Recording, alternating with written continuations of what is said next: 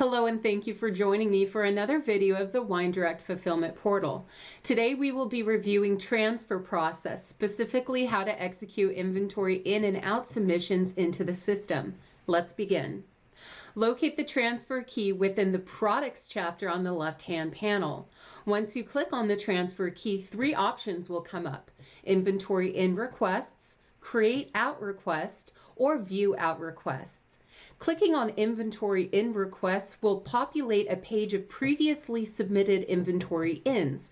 If you were to click on the order number of any specific inventory in, you will be able to see information pertinent to that submission. To create a brand new inventory in submission, locate the Create Inventory in Order on the upper right-hand side. Clicking this will open up a menu containing fields that will need to be completed, such as your account, an identifiable reference number that is unique to this submission and cannot be repeated, and a destination warehouse. Once this is filled out, a blank submission form will populate containing three different sections. The first section is general information. This has the time-stamped information of when and by whom the submission was started, the destined warehouse, and the current order status that this submission is in. The right-hand panel is going to list the delivery information. Here you will need to notate the expected delivery date of when that specific warehouse can anticipate the arrival of that inventory and by how the inventory is going to be delivered. The default options for delivery is either client drop-off or WineDirect pickup. If WineDirect pickup is selected, then a specific site code will also need to be selected. This is the physical location that is going to need to be in the system, allowing our delivery drivers to know where to pick up this inventory. The address for any specific site code should be previously configured within your account or can be modified under the Administrations tab on the main left side panel. Select the specific site code and confirm that the address information is correct. Now we can begin the specific line items. Here there are a few different options of how to add line items, which are the SKUs, into this specific submission. The first options available would be to download a template.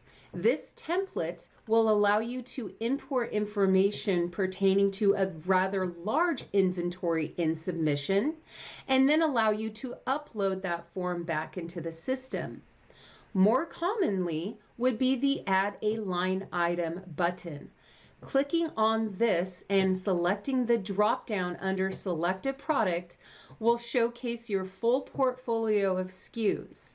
Select the SKU that needs to be submitted on this form and the sub-inventory that it needs to be located in once accepted into the system.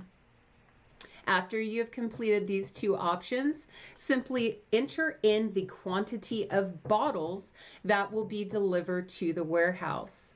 Pressing OK will allow the system to save that specific line item and create it within the submission. Now you are ready to repeat this process for however many SKUs need to be submitted on this form. Continue to add a line item and list any SKUs and the quantity and sub-inventory until you have satisfied this specific in submission.